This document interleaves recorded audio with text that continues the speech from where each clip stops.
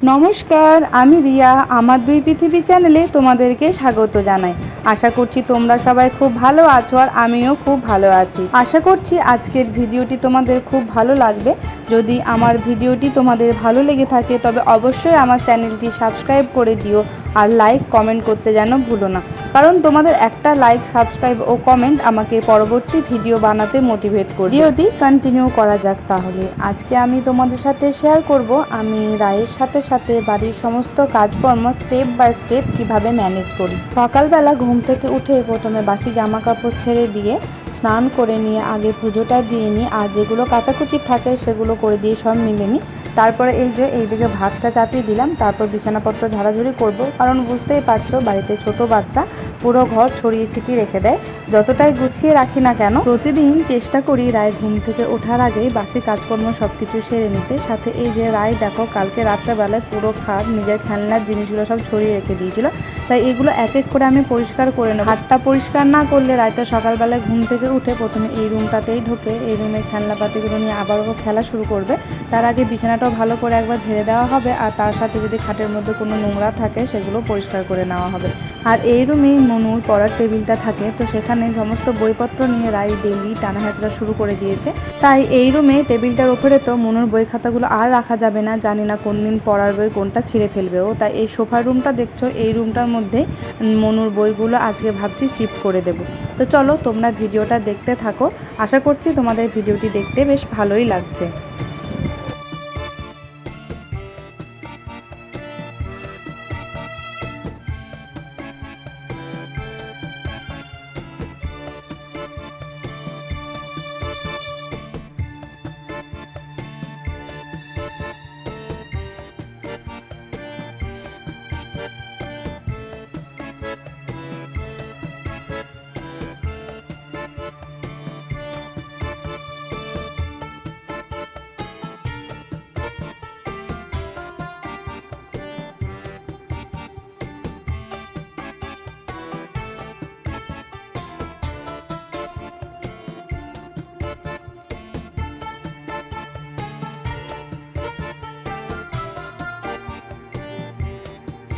এখন বাজে ওই সকাল 8:30 মতো। তো এখন একটু বসার সময় পেয়েছি, সমস্ত কাজকর্ম সব কিছুই হয়ে গেছে।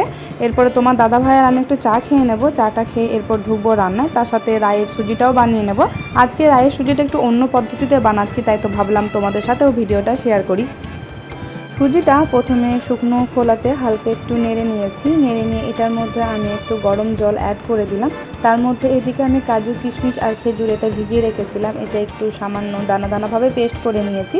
পেস্ট করে নিয়ে এটা আমি এই সুজিটার মধ্যে ঢেলে দিলাম। এটাকে 15 থেকে 20 মিনিট মতো ফুটিয়ে নেব। প্রায় সুজিটা তৈরি হয়ে গেছে, এটাকে আমি ঠান্ডা করতে দিয়ে স্নান করতে যাব। স্নান করে এসে রায়কে এটা খাইয়ে নেব, আর তা করতে এটা ঠান্ডাও হয়ে যাবে।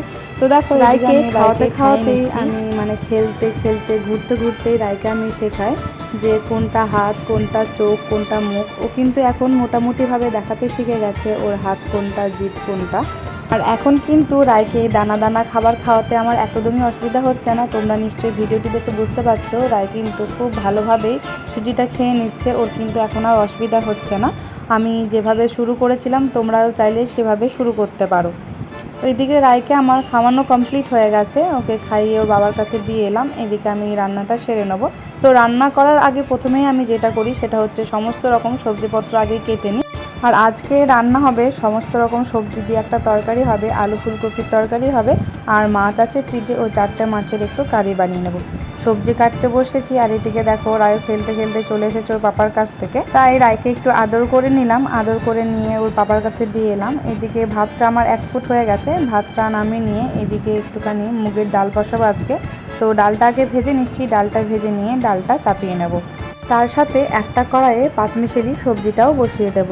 কড়াইয়ে তেল দিয়ে নিয়েছি, তার মধ্যে 2টো বড়ি দিয়ে বড়িটা ভেজে নেব। তারপর বড়িটা তুলে নিয়ে তেলের মধ্যে তেজপাতা আর 5 ফোড়ন দিয়ে সামান্য একটু হলুদ দিয়ে দিলাম। হলুদ না দিলে তেলটা এসে পুরো গায়ে ছেটে। তারপর এই দেখো সবজিগুলো সব এক এক করে দিয়ে দিলাম। সবজিগুলো খুব ভালোভাবে কষিয়ে নিয়ে তার মধ্যে নুন, হলুদ আর পরিমাণ মতো জিরে গুঁড়ো দিয়ে এটাকে আবারও ভালোভাবে কষিয়ে নেব। কষিয়ে নিয়ে এটার মধ্যে জল ঢেলে দেবো। যেহেতু কাঁচকলা দেওয়া আছে তাই এটার মধ্যে আমি আদার পেস্ট দিচ্ছি না।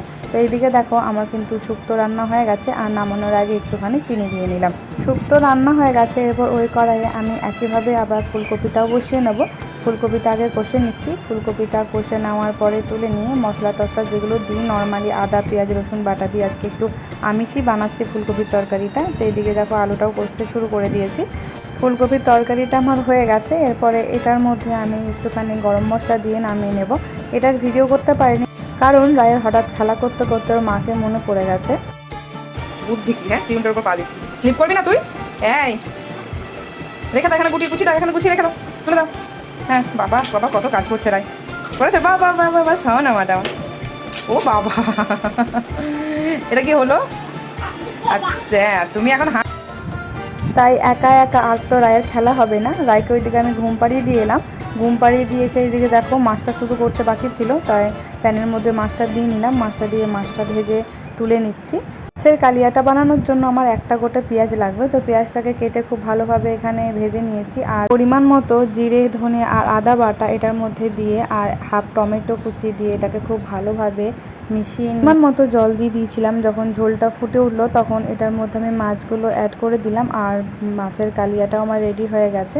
তো রায়ের খাবারটাও তার মধ্যে আমি বানিয়ে নিয়েছিলাম। মাঝে অনেকটাক্ষণ পেরিয়ে গেছে, আমি স্নান আরেকবার করে নিয়েছি, প্রচণ্ড ঘেমে গেছিলাম আজকে, এত ভ্যাপসা গরম লাগছে।